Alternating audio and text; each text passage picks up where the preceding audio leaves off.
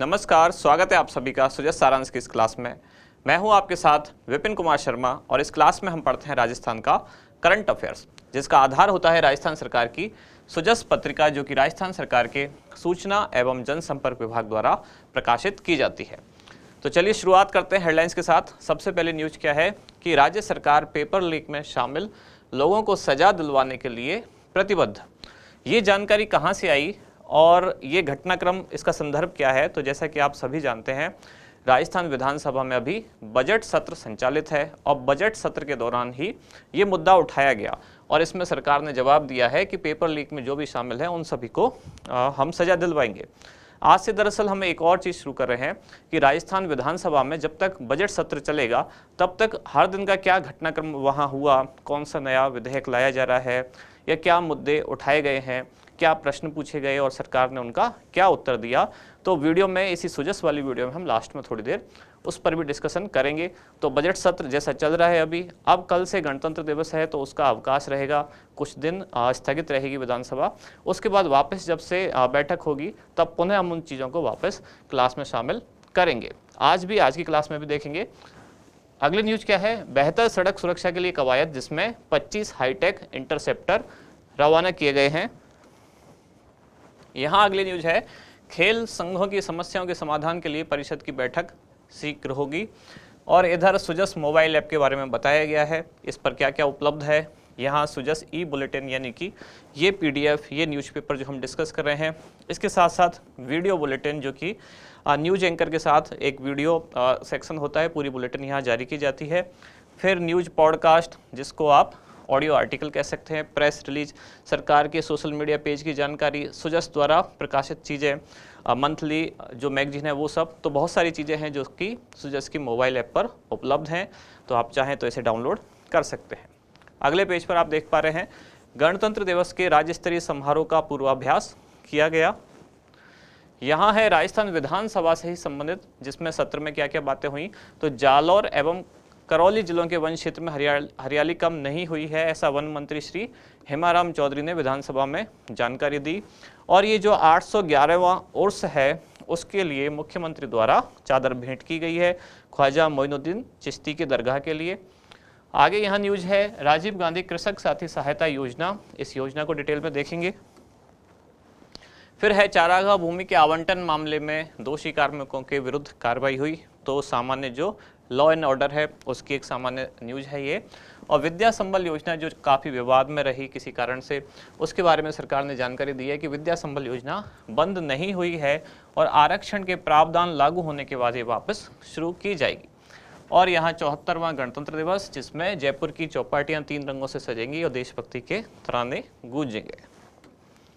इसके बाद हमारा इंडेक्स, यानी क्या क्या चीज़ें हैं जिनको आज हम पढ़ने वाले हैं। सबसे पहले राजीव गांधी कृषक साथी सहायता योजना, फिर है विद्या संबल योजना जो कि आरक्षण के जो प्रावधान है वो लागू करके वापस शुरू की जाएगी। फिर यहाँ ये 2 नई चीज़ें हैं, इसमें ये तो हम पहले पढ़ चुके हैं। नई चीज़ ये है बजट सत्र 2023। इसका मतलब, पहले तो आप इसमें कन्फ्यूज ना हो, ये बजट सत्र है, ये राज्य सरकार का 2023 का बजट नहीं है, ये बजट सत्र है जिसमें हर दिन क्या क्या चीज़ें हो रही हैं, क्या क्या विधेयक लाने वाले हैं या सरकार से क्या सवाल किए गए, सरकार ने उनका क्या जवाब दिया, हर दिन विधानसभा में जो कार्रवाई हो रही है उसको लेके ये सेक्शन है। तो बजट सत्र 2023 की जो खास बातें होंगी वो हम हर दिन डिस्कस करेंगे।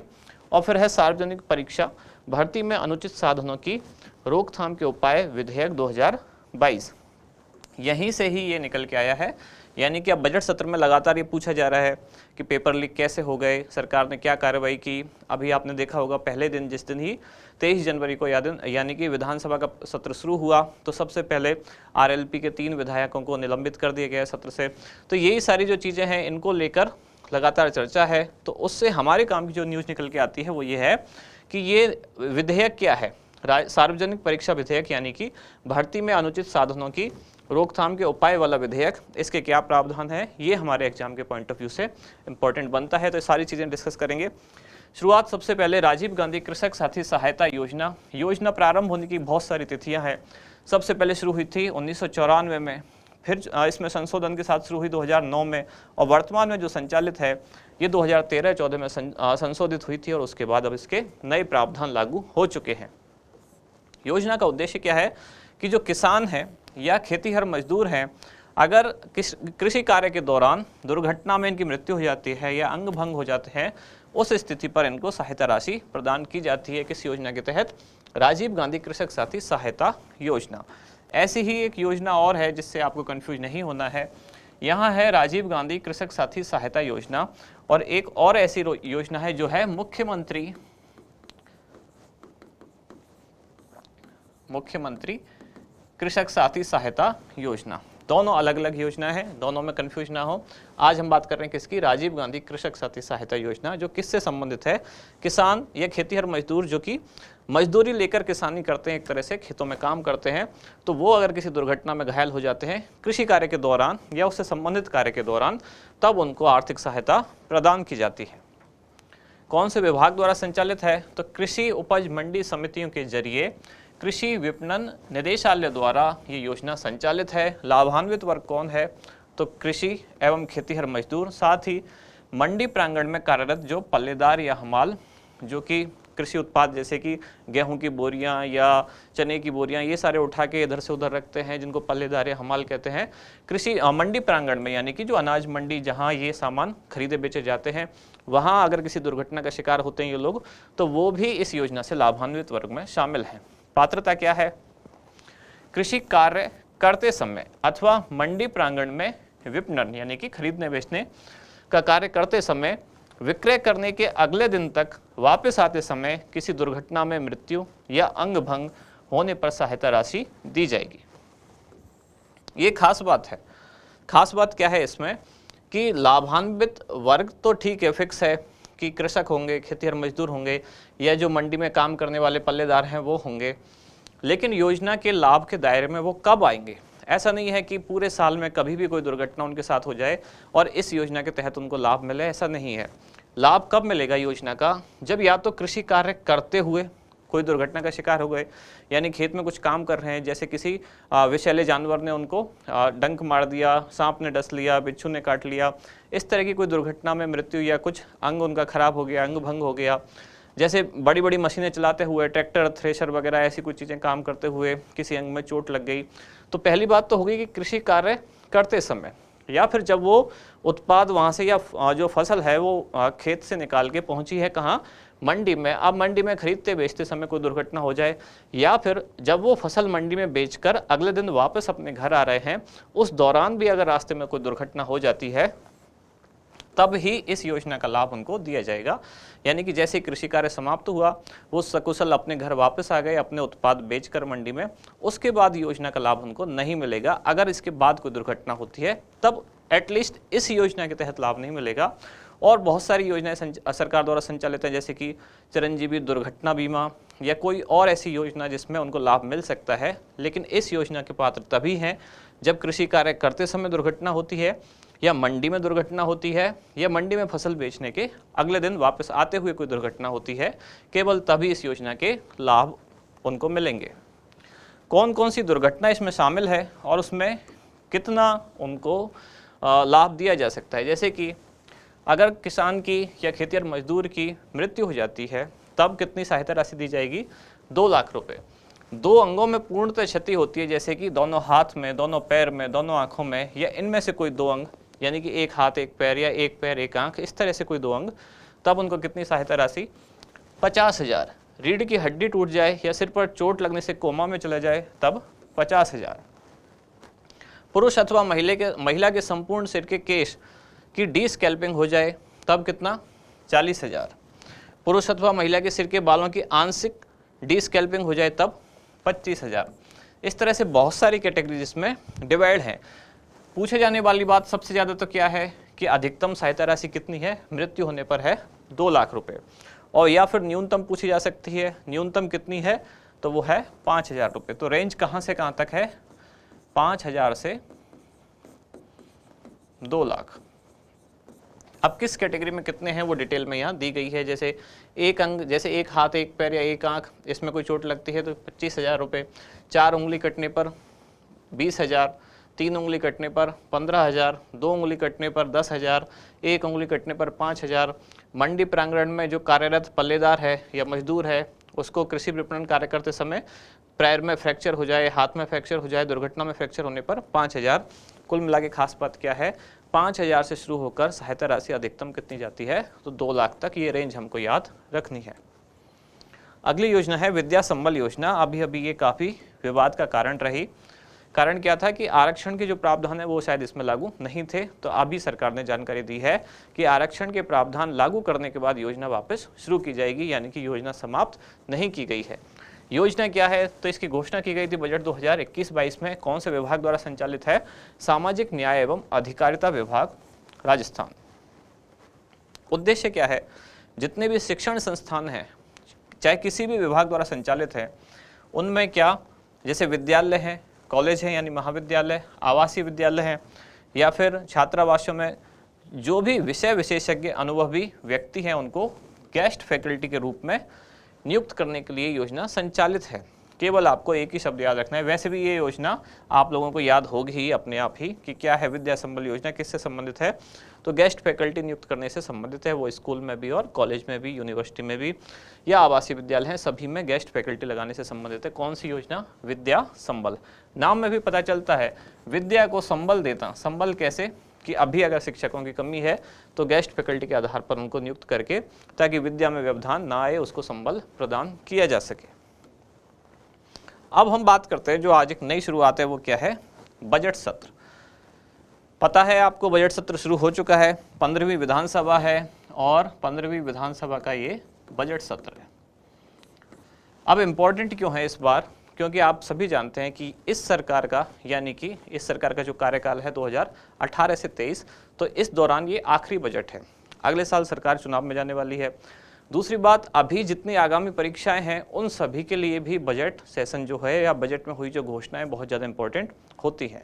और एक और ख़ास बात यह है कि सरकार ने घोषणा की है, बार बार इस बात को जोर देके कहा जा रहा है कि आगामी बजट यानी कि अब जो आने वाला है वो युवाओं एवं बेरोजगारों को केंद्र में रखकर रहने वाला है। यानी कि वही सारी चीज़ें जो हमारे लिए ज़रूरी हैं, चाहे हमारे एग्जाम के पॉइंट ऑफ व्यू से हो या हमारे रोजगार से संबंधित हो, तो बहुत सारी चीज़ें इस बार इस बजट पर डिपेंड करेंगी कि सरकार क्या क्या घोषणा करती है। तो हमने भी ये शुरुआत की है जिसमें हर दिन जो भी विधानसभा में हलचल होगी उसको लेके 5-7 मिनट में डिस्कस कर सकें। तो अभी पिछले 2 दिन से जो सबसे ज़्यादा हंगामा चल रहा है वो किस पर है, ये पेपर लीक वाले मामले पर ही है। ये अलग अलग न्यूज़पेपर की कटिंग है, ये तो सुजस वाली ही है, जो फ्रंट पेज पर आपने देखी वही न्यूज़ है। ये अलग दूसरे न्यूज़पेपर की जिसमें कहा गया है कि सदन में पेपर लीक का समाधान ढूंढना था, पक्ष विपक्ष एक दूसरे की कमियां बताते रहे और फिलहाल सदन स्थगित कर दिया गया है। स्थगन का कारण भी क्या है कि 26 जनवरी यानी कि गणतंत्र दिवस, तो छुट्टियां हैं। अब अगली कार्रवाई कब होगी, अगली कार्रवाई होगी 30 जनवरी को, तब तक छुट्टी रहेगी। मूल बात क्या है, मुद्दा ये था कि पेपर लीक वाला मामला चर्चा में था। यहाँ जो संसदीय कार्य मंत्री हैं शांति धारीवाल, उन्होंने कहा कि राज्य सरकार पेपर लीक में शामिल लोगों को सजा दिलवाने के लिए प्रतिबद्ध है। सरकार से कुछ सवाल पूछे गए, सरकार ने उन सवालों का क्या क्या जवाब दिया। जैसे कि पहला सवाल पूछा था कि सीबीआई जांच क्यों नहीं दी है इस चीज़ के लेके, तो सरकार ने बताया कि 12 साल में लगभग 12 केस सीबीआई को भेजे, जिनमें से सीबीआई ने 10 लिए और उनमें से 7 में क्लोजर रिपोर्ट दे दी है। दूसरा सवाल था कि 4 साल में अभी तक कितनी भर्तियां हुई हैं, तो सरकार का जवाब है 182 परीक्षाएं हुई, इनमें से 145 में नियुक्तियां दे चुके हैं, शेष 37 में से 21 के रिजल्ट जारी कर दिए गए हैं। फिर पूछा गया कि नकल रोकने के लिए क्या क्या किया गया, तो सरकार ने बताया कि 2 कमेटियां बनाई गई हैं, कानून लाए गए हैं और सख्त कानून लाने के लिए भी तैयार हैं। यही हमारे लिए सबसे ज़्यादा इम्पोर्टेंट बात है हमारे एग्जाम के लिए। 2 समितियां, कौन कौन सी 2 समितियां हैं, एक तो आरपीएससी के जो पूर्व चेयरमैन थे, क्या नाम है उनका, ML कुमावत, एक तो ML कुमावत की अध्यक्षता में कमेटी गठित की गई। दूसरा पूर्व जज जिनका नाम क्या है, विजय कुमार व्यास।